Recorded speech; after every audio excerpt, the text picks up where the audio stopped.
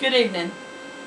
This is Brett and Cindy, 1011, Proverbs Study, Chapter 31. The final chapter of Proverbs. Today's the 31st day of January, so we're on 31. And I kind of call this one the Virtuous Woman chapter. I'm a little confused with the first 9, really, because it just don't fit in nowhere. And the lessons for the king, how would you pronounce that? I can't, so I don't try. Lemuel, or I don't know. The first 9 verses was about lessons for a king, about strong drink and women and making wise decisions. And then comes verse 10. Who can find a virtuous woman, for her price is far above rubies? Virtuous woman. What is a virtuous woman? The heart of her husband does safely trust in her, so that she shall have no need of spoil. I mean, from 10 all the way to the end of the chapter 31 is describing what a virtuous woman is. A couple of the things I can't help but highlight. She opened her mouth, verse 26, she opened her mouth with wisdom, and in her tongue is the law of kindness. 28, her children rise up and call her blessed, and her husband also, and he praiseth her. And then 30, favor is deceitful, and beauty is vain, but a woman that feareth the Lord, she shall be praised. I mean, it's talking about a God-fearing woman who takes care of her kids, loves on her husband and spoils him, and just gets things done. Mark 20, it says she stretcheth out her hand to the poor, and she reaches forth her hands to the needy. And it talks about... She actually took care of others, in other words. And I mean, it also talked about her, exchanging goods and things like that.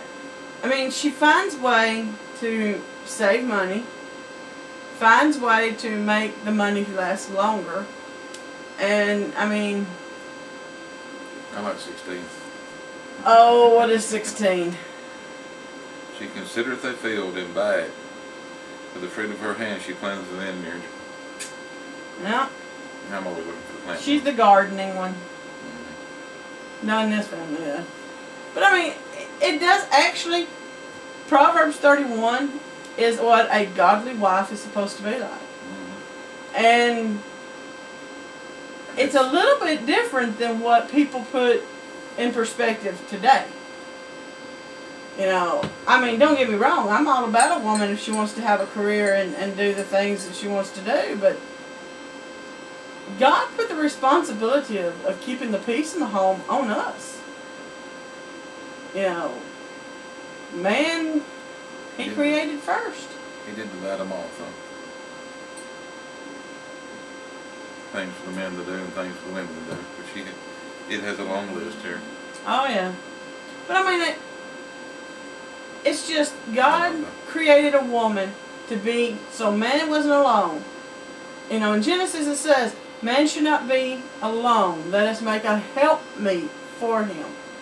I love the one a preacher once said, he didn't take the rib from Adam's head for woman to run over man, or from his foot for man to run over woman, but from his side, so that they two are partners in life. You don't have a husband to run over him and tell him what to do. You're supposed to be partners in a relationship. I just think it's really cool, how they lay out. I mean, I'd like to strive to be this virtuous woman, but there's several areas in this list I fail greatly at. Greatly.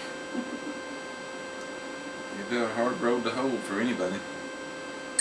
But I mean, we are to strive to be that way. Strive to be a virtuous woman. Take care of our home. Take care of our family. Help others. 31 was good too. What's that? Give her of the fruit of her hands, and let her own works praise her in the gates. She don't have to boast. What she does brings praise. She's recognized for all her good works. Yeah, it says something about the husband being known in the gates, wasn't it? Yeah. 28. Her husband is 23. Her husband is known in the gate, and he sitteth among the elders of the land. I think it comes back to be a person that your husband can be proud to be married to, just like be a man that your wife can be proud to be married to. 28 kind of covers that. Her children arise up and call her blessed, her husband also, and he praiseth her. Yeah. I mean, I think it comes back to being mutually respectful of each other. Yeah. I'm saying it includes the husband here and there. It's not actually all about the woman. It does poke just a little bit the husband about giving her praise and respecting her. It's not much in there, but it's hinting. Well, I mean, later in the New Testament, he's going to tell the husband, love your wives as Christ loved the church and gave himself for it. So, I mean, God expects the husband to be the provider, the protector, man of the house, you know. And the woman is the nurturer, the basically the household runner. We take care of the home. As that old saying goes, if mama ain't happy, ain't nobody happy. You know, mama stays happy, everybody's happy. Happy house, happy spouse, something like that. There's just a few verses in there about a husband, but it does bring mention to it. Yeah. That he should respect what she's done and praise her for it. Well, you also have acknowledge it, in other words. You also have to think about the time that this was written in. In this time, a man was the head. I mean, the woman didn't have a say. She couldn't own property. I mean, she couldn't. In Old Testament times, a woman couldn't own property. Her husband, her male family member, or something like that, they're the ones who had to be overseer. I mean, a man, she couldn't even choose her own husband. Look at Rachel. Jacob. You know, Jacob goes and works for his wife. Daddy gives her the older sister first. He didn't ask for the older sister, he asked for Rachel. You know, and then you go down to Isaac's. Isaac's was given to him by the family. And they paid dowries and things. So, I worked for her. For a woman to be well known was a pride of her husband. Yep. It's like, oh, did y'all hear this lady that made all these fine clothes and gave to the poor? You'd be like, that's my wife. And it was kind of like, my wife. You know, that was what she was supposed to be. She was supposed to make her husband proud. Mm-hmm. I don't do that very often for you, do I? Ooh, put you on the spot. But I mean, that's what we're supposed to do. I'm supposed to be, when somebody says your name, I'm be like, that's my man. That's my man. Let me tell you about my man. And my actions reflect you. Mm-hmm. Just the way yours reflect me. A good husband and wife won't bring each other down in front of others either. No, they won't. If you don't have a good word to say about them, you still don't do it in front of others. No. You keep your negativity to yourself. Yep. And then it comes back to communications. Having good communication with each other. Not being afraid to talk to each other. But that's the end of Proverbs.